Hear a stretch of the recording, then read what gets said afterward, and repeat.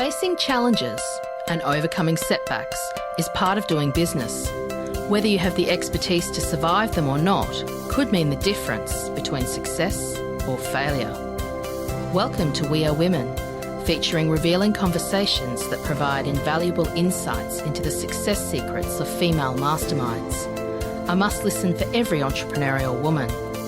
Now here's your host, Janine Vosper.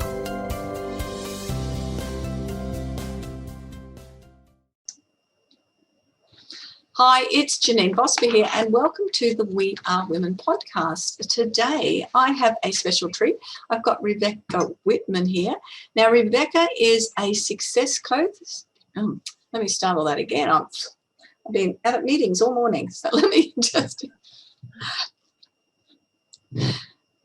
Hi, it's Janine Vosper here, and welcome to this episode of the We Are Women podcast. I have a special treat today. I have Rebecca Whitman. Now, Rebecca is a success mentor, author, and life coach who helps women go from burned out to balanced, beautiful, and abundant by getting all their 7 pillars of success: spirituality, fitness, emotion, romance, mental, social, and finance, all together in alignment. In addition to graduating from Princeton University, Rebecca has studied In addition to graduating from Princeton University, Rebecca has studied with some of the great spiritual leaders of our time, like Marianne Williamson, Abraham Hicks, and Michael Beckwith, just to name a few. In her workshops and coaching, Rebecca combines metaphysical teachings, 12-step recovery, and business savvy to help people get extraordinary results. Her philosophy divides life into 7 pillars of abundance. Rebecca helps women achieve that balance within those 7 areas so that they can experience more fun and freedom in their lives, which is what we all want to do. Currently, Rebecca hosts the Balanced, Beautiful, Abundant podcast and has been interviewed herself by TV and radio programs such as Good Morning LA, LA Land, and Aware Show with Lisa Garr, and has shared virtual stages, they're probably spiritual stages as well, Rebecca, with thought leaders such as Grant Cardone, Jack Canfield, and Les Brown. So, wow, there's some big names there, Rebecca. And I think people may have guessed with being from Good Morning LA and LA Land that you're out in LA. Welcome. Yes, I'm in LA. It's so nice to be here, Janine. We're different on different days and different times and different seasons, but guess what? It all works out really well. That's a really in-depth bio that I'm sure there's going to be so many things within that we're going to be able to talk about. But I want to know about Rebecca and why you do that. I know we always have a why story and where it's come from and what moved you into doing what you're doing. Wow, that's a great question. So I started off thinking it was more important to look good than to feel good.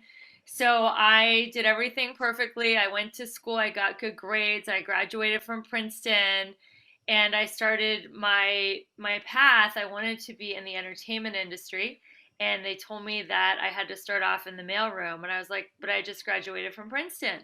So then I started my path on all commission sales, and I was able to make a living at that. I still do for 25 plus years. And while I was in commission sales, I also pursued my dream of being an actress. And the acting jobs just didn't come in as frequently as I would have liked. So I had a lot of free time to study with great metaphysical teachers like the ones mentioned in my bio, Abraham Hicks and Marianne Williamson and Michael Beckwith. And what I did was I matched those 2 areas together in my coaching. And my big turning point in my life was when my dad was dying. And he said, Rebecca, why don't you write about something? And I said, I don't know what to write about. He's like, you'll figure it out, Rebecca. I don't care if it's a blog, a magazine, or whatever it is, an essay, just write. So, Janine, I was sitting in my financial planner's office in workout clothes, and he said, why don't you write a book about why you always come here in workout clothes, yet your financial portfolio is expanding, and teach other women what you do? So that was the title of my book, How to Make a Six-Figure Income Working Part-Time. And that's where I divide life into 7 pillars of abundance. And I've been coaching and empowering women to go from burned out to balanced, beautiful and abundant using these 7 pillars. When you get all 7 pillars in alignment, you can manifest anything you want.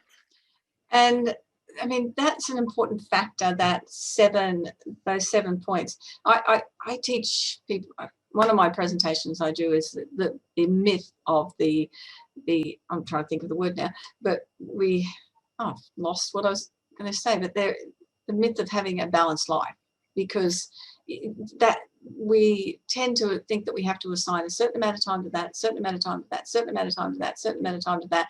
And if we don't, then we have got it all wrong. Whereas we know when you've lived a fair while that is an absolute myth. But the priorities of making sure that there are other components in your life, and as you age and change and the circumstances change, those components of priority change too, don't they? Yes, absolutely. Yeah. Yeah, Yeah. to me, the number one priority is spirituality, because if you have a connection to God, your higher power, whatever that is to you, nature, then you can go out and create anything else that you want in life. So I actually have the 7 pillars in order of importance to me, and it starts with spirituality. The second one is fitness, and it goes on from there. Mm. Uh, yes, because spirituality, it's not just that connection to God, universe, whatever that may be for someone. It's when you have that, you have a connection to self as well, don't you? Yes, because you have a higher self. So you Yeah. can think from your higher self, what is best for you? What do you need to do next to take your next step of growth and evolution on your path? So having that connection with both the universe and your higher self is the most important thing. Mm. And I think a lot of people miss that in their busy daily life, where they're trying to achieve possibly our focus is on the financial, as opposed to, I haven't spoken to anyone that's set it out like that, with that as that priority, but I can see how that would be because of the sense of self. Because when you've got that self-belief. Faith, yeah, having faith in yourself and having faith that things are working out for you is important on the path to success. And a lot of people, Janine, think you have to get your finances in order first. They're like, if I can just make a ton of money, then I'll hire a personal trainer, then I'll have the perfect body, then I'll date, then I'll find my mate, then I'll be happy and have time to meditate, and then we'll vacation, and then we'll do everything else. Where I'm saying it's the total opposite. I'm saying the financial is the last piece of the puzzle to come into place. And that would probably naturally just occur when the others are in line. Yes, it occurs naturally, and the money magnetizes to you when you are in alignment and your energy's right and you're healthy and spiritual and you have beautiful friends around you and you're in a romance with the love of your life. Yeah, the money comes in too. Mm. And so part of that then it is part of that all self-care and self-awareness. I'm very much into that. You know, there's lots of analogies. The same one pops up all the time. You're on the airplane and they tell you to put on your oxygen mask first and then help other people. But even though we hear that and it's used regularly and people tell you to look after yourself first, I don't see a lot of people doing that self-care. I mean, how do we prioritize that self-care and that self-love for us as individuals? Yeah, it's a great question. Especially women, we're taught from a young age that it's selfish to prioritize yourself. So we're actually brought up to not do self care and to put everybody else's needs above our own until we're completely depleted and exhausted. So how do we do it? We prioritize our the first 2 pillars. The first one is spirituality. So it's important that we have a morning practice and we set the tone for our day we get tuned in, tapped in, and turned on, and we do a morning practice every single day. It could be many things. It could be yoga, it could be a gratitude list, it could be lighting a candle and saying a prayer, reading from spiritual literature. And then the next thing is to plan your day around your workout, body before business. So if you plan your day around your morning ritual and your exercise, those are the two most important things for self care. Everything else kind of just falls along around those two things. I love that body before business. That it's so easy to jump in and just start doing business. I know I woke early this morning. It was 4 a.m. and I laid there a bit and I thought, I'm wide awake now. I'm just getting up. And I've got my yoga mat set out and I didn't go and do that. I came straight into the office because I think that's what woke me up. I had this list that I had these things going through that I had to get done before I went out to this breakfast meeting this morning, and they're all spinning around. So I came into the office to do that. And I now need to go and do my stretches and everything at some time today. Yeah, even if you can do 10 minutes, there's like a lot of great yoga videos on YouTube that are only 10 minutes. Like, it's amazing, Janine, how just 10 minutes of stretching just totally like recalibrates your body. Yes, yeah. I'm running a retreat in March. Well, this interview will go to air. It was in March, okay, and it's combining it with a yoga teacher. We're doing the meditation, so it's an East meets West type of experience, and just every day we'll be starting with silent meditation and silent yoga, and I'm so looking forward to that because it places that priority on there. And the other morning I woke at 2 a.m. and I always sleep perfectly well, but it's just been the last week. So what I did was I went out and did stretches instead of anything else, I thought this would be really productive time doing this because it feels so good, and then was able to go back to sleep after that. So it didn't stimulate me. It was a nice place to be, and the concentration on the movement. It was just, and my husband said, well, why did you go to exercise? And I said, it's not quite exercise, but it was really nice, and it helped me go back to sleep after that.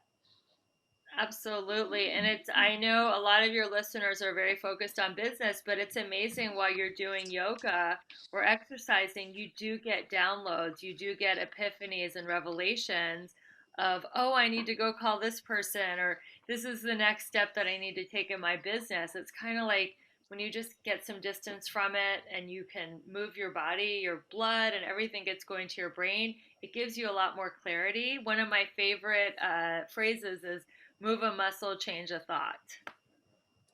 Okay, move a muscle, change a thought. Yeah, and that's on a whole lot of levels. So that one is that download, as you said, and the other one could be that and this is probably where you're going with it as well, is that when you are moving the body, you can't really be in a negative space. So you're sort of moving into that more positive thought space as well. Exactly. Yeah. Yeah, I mean, all emotions are either coming from fear or love. So if you're feeling fear-based emotions like anxiety, sadness, frustration, depression, irritation, and you move your body, you're gonna switch into more positive thoughts. So absolutely. Yeah. And that goes into your third step then, which is that emotion, isn't it? Yeah. Emotions. That's absolutely right.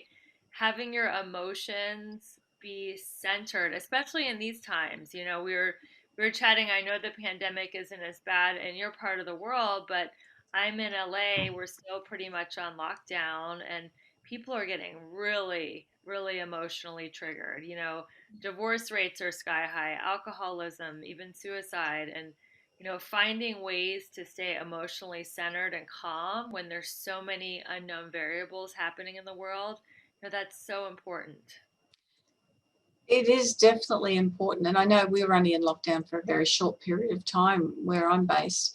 And during that, I felt that and I've mentioned this on other podcasts, I had to be in control. And to me, it was a declutter. I just had every day a different declutter thing. And that that was fabulous for me because it suited my controlling, addressed my control and suited my personality. So it was great. But controlling or managing those emotions, is there any, what sort of things do you suggest to people to be able to do or manage the state when they are feeling anxious and they're feeling fearful, particularly fearful at this time? Well, to me, when you're thinking about the past, you're in depression and you're regretting what has happened. You're using would have, could have, and should have to beat yourself up. And then when you're in fear and anxiety, you're in the future. So the key is to bring your mind back to the present. How you do that is through all five senses. You know, what am I seeing? What am I smelling? What am I hearing? What am I touching? Really study things. Like if you're taking a walk, look at all the different shades of green in the grass and in the leaves, and really take in the clouds in the sky and smell the flowers and really listen to people. And that takes you out of the future into the present moment.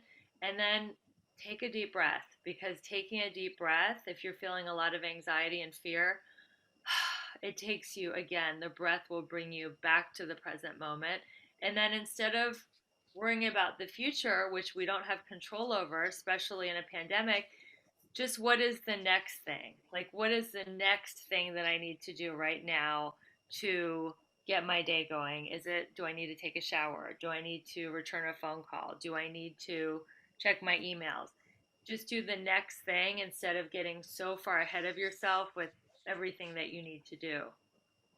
Yeah, that's great advice. Being in that moment and being really present. When we're so caught up with the have to do's, then we tend to forget to do that.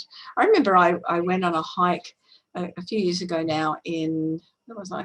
In Thailand, and we booked this 3-day hike, and there was only about 6 of us on it and the guide, but the guide was determined to get to a destination, absolutely determined to get to a destination. And so it was quite fast, this hike through the jungle, and there's a waterfall, hang on, and the next minute they're all off, kept moving, and I just wanted to be present and observe the things around us. And it really made, I thought it was a great analogy for how we are in life. We've got this destination that we want to get to, and we've got a time limit or a goal or something to set there, but we forget to look at the waterfalls or the amazing jungle or the little animals or birds or something along the way, whatever that is, not necessarily the nature, but the things that we appreciate along the way. Yeah, absolutely. The joy is in the journey. So eventually, the ultimate destination where we're all going is we're all going to die. So we might as well enjoy every day that we're here, because every day is a gift and we don't want to miss the beauty of the moment. No. And I know I'm over 60, and I know that health is the priority. Everything that I used to be a runner and everything that we used to do, by the time you get to that age, you go, right, I notice all of that now, that the body is saying it probably wasn't a good idea to do that.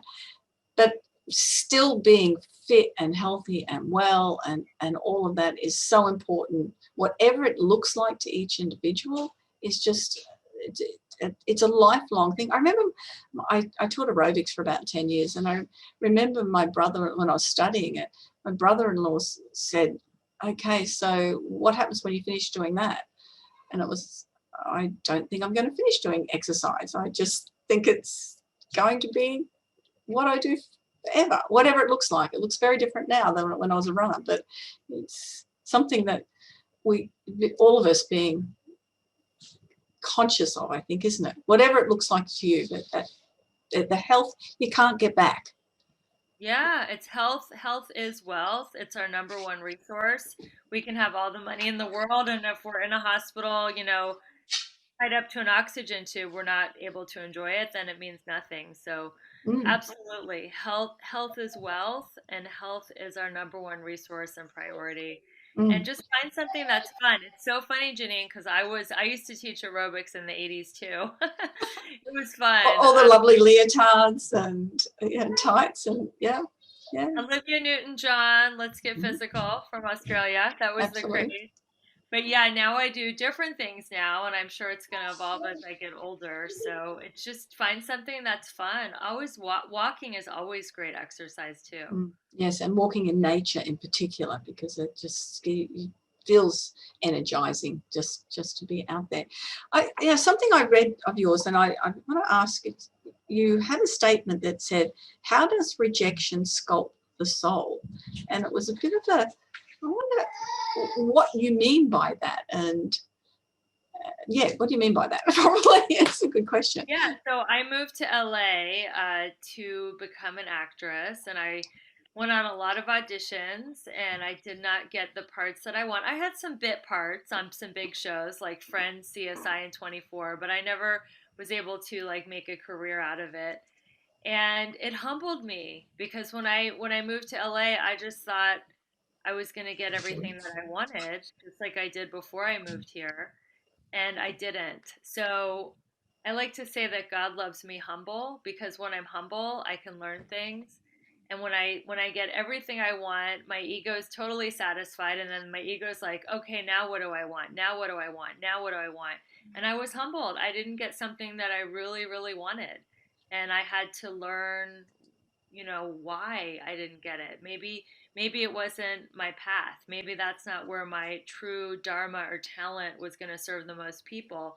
And I also had a lot of time, like I said, to reflect on what it really means to be a human being. And it means a lot more than just getting the applause and the accolades of being an actress. So that's how it sculpted my soul.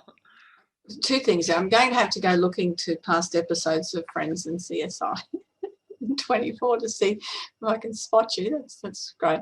But I understand that now, and I think both of us work in sales, or you're working in sales, and we're coaching people in sales as well. And I see that as something that's something to be expected. When you've got a business and you're in sales, you will find you have rejections.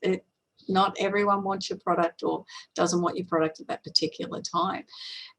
And what that does, it stops a lot of people, doesn't it? Rather than saying, okay, so what did I learn from that? And what can I do differently next time, as opposed to holding on to that sense of, because rejection is very much then a lot of people equate it to their self-worth. Yes, I was just listening to an Anthony Robbins podcast, and he was saying that rejection is the fertilizer from which success grows. Oh, I like that.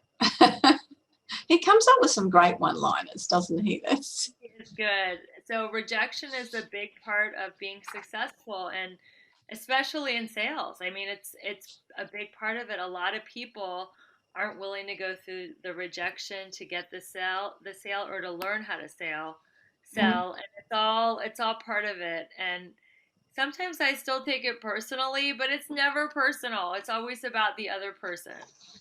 Yes, absolutely. Or you just haven't done it as well as you can possibly do it, and then you learn how to do it better. And until you do it and do it and do it and do it, it's like anything else. If you're playing a sport, you've got to continually do it until you get better at it. It's tone that muscle up.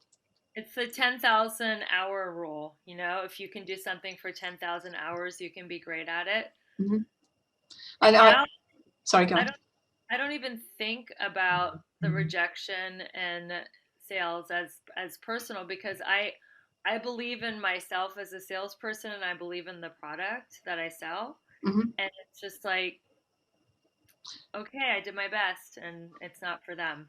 No, and that's one of the things when I talk about with people is to really believe and own what you do, and especially when it's a service as opposed more so than when it's a product, because if you don't own it and believe it, then how are others going to do that? as well. Yeah. So your next component, we've covered spirituality, fitness, emotion, romance. Now, I like this romance one. I have been married over 40 years, so there's, it's a different romance than possibly there is when it's something starting out. But, so from dating right through, what is there about romance that's particularly so important to have it as a pillar for having that abundant life? Well, there's no such thing as neutral energy. Someone's either lifting you up or they're dragging you down. So the person who is the closest to you within 30 feet physically affects your energy field through quantum physics. So you want to be with someone who is uplifting, that believes in you, that supports your goals and dreams. If somebody is constantly putting you down or nagging or criticizing you, it's going to be a lot harder. I used to be married to someone like that, and I used to say that it was like I was running the marathon of life, and instead of saying, "You can do it," he was like, "You look fat in those shorts," or, "Here, I'm going to throw a banana on the ground for you to trip over and then laugh." Like, you don't want someone like that. You want someone cheering you on. Absolutely. And I think, out of all of the important things that, learn through marriage is exactly that. It's having that support, but it's not, the support is fabulous, but the reverse is so important. Not having that dejector in your life, not having that negative energy is, that would just be incredibly draining. And of course, then it's part of your soul is missing if somebody's doing that, aren't they? Isn't it? It's definitely soul sucking, but I'm excited to have you on my podcast, Janine, and find out your secret to a 40-year marriage. Yes, I go out and do my own thing. I think that works really well as well. But that's part of it. Everything is knowing what you both enjoy, and when you come together, you've got some conversation as well, because you're not constantly with each other. But anyway, that's a different story we'll talk about. Love the space. Definitely love the space. Giving the person enough space to live their life. Yes. And I love being around enthusiastic, encouraging people. So hence why I do a lot of networking and spending time with people like that, because it definitely lifts you up. I know the other day there was something going on, and I was just feeling really down, and I had to work with clients that night. And as soon as I got off the call from them, I was totally changed. I was in my zone doing my thing, and so it was the whole mood, everything lifted totally, and that's an important thing, isn't it? To find your thing, that's your thing, and then and to do it, and when you can be in it, then you can't be not moving forward or not positive, because you're in that zone doing that space. Yeah, I mean, you want to find things that you would do whether you got paid or not, and then if you get paid, that's gravy. But yeah, when you're doing your thing, you're in the zone, and it brings you joy. And that comes a little bit to the next pillar, doesn't it? Is mental. Yes. So mental, in the way I define it, is constantly learning and growing. So your podcast listeners are learning and growing by listening to your show. There's so much content out there on YouTube. There's so many books on Amazon and Audible. We get to be constantly growing. And what I love about this high-tech information age that we're in is I'm constantly listening to positive things. I love Abraham Hicks. I love Anthony Robbins. I love listening to, great books on Audible. I'm constantly bombarding my brain and my subconscious with positive things to listen to, and I'm mentally growing. Mentally could also be learning a new skill. It could be learning a new language, learning how to cook, learning how to play an instrument. It's challenging your mind. And during the pandemic, it's given us that opportunity to think about doing things like that, hasn't it? Because because we've been so used to being rushing and everything is busy, and it really was someone just shut the gate on that at some stage last year, and then take stock and go, okay, I've always wanted to learn the guitar or speak Spanish or whatever that might look like. Yes, I like the joke that people say, God thought everyone was bad, so he sent us all to our rooms. I have not heard that. I love that. It's very good. I've got a 2-year-old living here with me at the moment, so that works out really well. I thought I heard something. Yeah, they just arrived home from daycare, so that's all good. I'm going to write that down. I've been taking some notes, but I'm going to find that joke and put that out there. Okay. That's not the only point I've got out of this interview. I just love it. So the next part is social, being social. Yeah, so I love that you're organizing a retreat. That's part of social. It's finding your tribe. When we were cavemen and cavewomen, we would go around the fire and we would find community and share stories. And now technology has isolated everyone. So we're finding our tribe online. We're finding Facebook groups and meetups and Zoom meetings. And it's so important to find people that have similar goals and values that can hold you high and support you and cheer you on as you go for your goals and dreams. And it's almost impossible to achieve your goals and dreams if you're with a social group that says, "Oh, things never work out. Why try? If I didn't have any luck, it would be bad luck. My job stinks."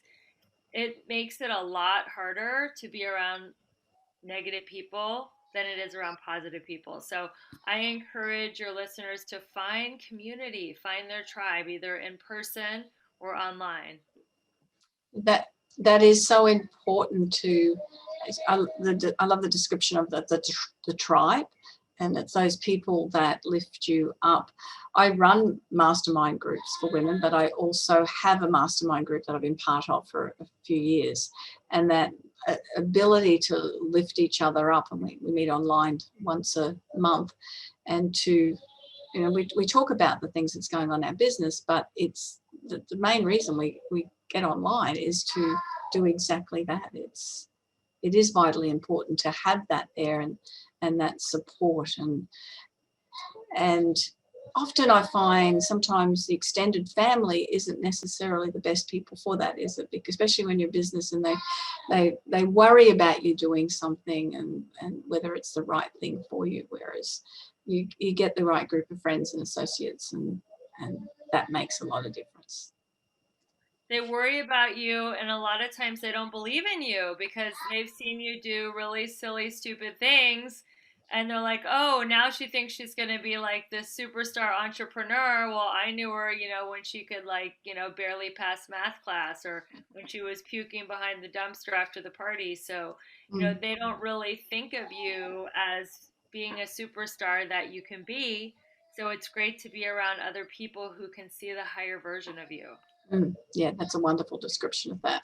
And our final pillar is what we talked about, where most people start. It's that finance. Yes, so financial is important because money gives you freedom. And I define freedom as the ability to do what you want, when you want, where you want, and with who you want. So you want to live life free.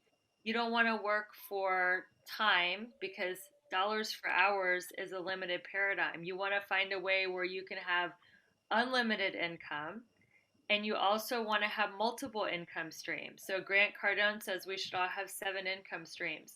So it's important to be open-minded when other income opportunities come across your desk. And yeah, I really believe in unlimited financial abundance, and we all deserve the fun and the freedom that brings. But I also don't think we're not here just to work for money and then retire when we're 65 and we spent our whole life working for money. We want to have all these 7 areas of alignment, and and the money gives you more freedom to have a wonderful vacation, to make time in your schedule to work out, to have a daily practice. So they're all intertwined, they're all spokes on the same wheel, but I think money is the last thing to click into place. To be able to do what you want when you want. I mean, that's a goal for us. But I know I've got family members that are set financially, but they don't have their health. So they can't do what they want to do when they want to do it. They're really not as positive as they could be because they don't have their health, and it makes a big difference to the way that they're living life, but they have all this money which doesn't make a difference to them. Yeah, there are no U-Hauls following Hertz. So no matter how much money you make, you can't take it with you to the other side of the veil. Mm-hmm. So you might as well work on your health and your fun and your social and your romance and all the other pillars while you're here. And I love this quote by Queen Victoria, and it was her last sentence on her deathbed. And she said, "I would give up my entire queendom, for just one more day on planet Earth." So you could be the Queen of England and have all the money on the world, but if you're on your deathbed, you're on your deathbed. So time is precious, and just to enjoy ourselves while we're here is so important. I know when I was GM of a business for about 20 years, and I was the only person in the business that had no long service or no holidays left. And in Australia, we get 4 weeks holiday a year, plus we get quite a few months for every 10 years. And I had nothing left because I just take holidays. It was that was why I was working. And every year I'd start my screensaver when I was at work. My screensaver would be the holiday that I was planning. And once that holiday was booked, I would put the next screensaver up, and it might have been the following year, but it was the reason I'm here is to have fun and to put in the hours. Yeah. Yeah, and you were the GM. You were, the head honcho, and you were having fun, and there were other people who probably didn't use their vacations for 10 years. So correct. And there were definitely people there, and we're trying to encourage them to do it, because in a business it's very expensive when you've got all these long-serving people that are hanging on to their holidays and having to pay them out. But they just didn't take them and couldn't see what they were missing out on. And I did offer to take their holidays for them, and I'd take some more, but it didn't go down real well. So those 7 points, just go through them again. Yes, so the 7 pillars of abundance are spirituality, fitness, emotions, romance, mental, social, and financial. And with that, you have a balanced, beautiful, and abundant life. Fantastic. Absolutely. I love it. And well, we've covered a whole lot of things. If we're going to say these 3 main takeaways, what would you recommend the listeners to do? Those 3 things, if they take nothing else away. The 3 things. Number 1 is to plan your day around your exercise. Mm-hmm. Yeah. Number 2, to have a morning practice to set your tone for the day. And number 3 is to find the joy in the day, not to get so ahead of yourself, worrying about the future. It's the simple things that give us joy in the day, whether that's petting a dog or hugging a child or watching your favorite show, eating a great meal. Find your joy in the day. Yeah, that they're beautiful. Thank you for those. That is so important to have that joy. I have this little ritual I do when I'm at home during the day. If I'm at home at lunchtime, is I sit outside and I read a fiction book. So I read on the phone for at least 30 minutes, and I have my lunch and I read a part of the book. And it's a gift for me to make sure I go, hey, just stop for 30 minutes and enjoy your food, chew your food properly, but also just take the time out to get out of business, get out and just read fiction and go away, fantasize, So that is a beautiful example simple of finding your joy in the day. Yeah, it's very simple. How can people find you, Rebecca, and if they're interested in knowing more about it, and how can they work with you? Yeah, so I have a website called RebeccaElizabethWhitman.com. I have a 7-week program called Elegant Warrior Training, where we go through one pillar a week over 7 weeks. And when you complete 7 weeks, you're balanced, beautiful, and abundant. And I have a podcast, which I'm so excited to have Janine on soon, called The Balanced, Beautiful, Abundant Show.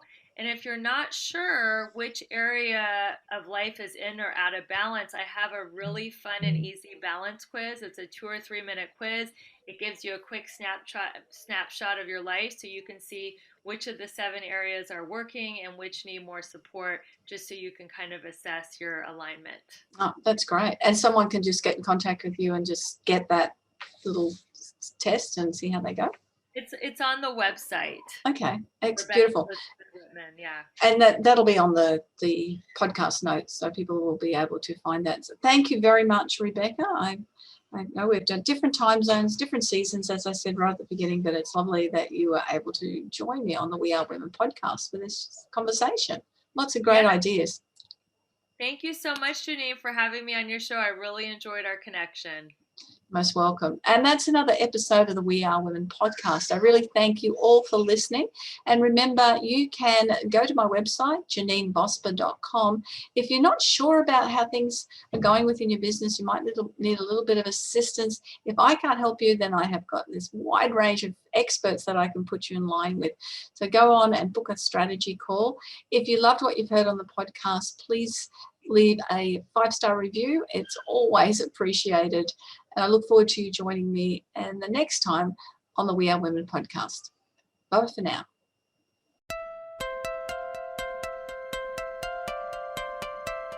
So, do you feel stuck in a rut in business?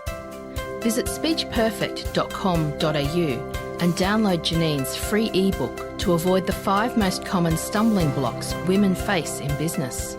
It's jam-packed full of tips to overcome the barriers that could be holding you back from the success that you dream your business will be. We would love you to leave a review of today's episode and share this podcast with other women in need of entrepreneurial inspiration. Subscribe to the next episode now and join the We Are Women community.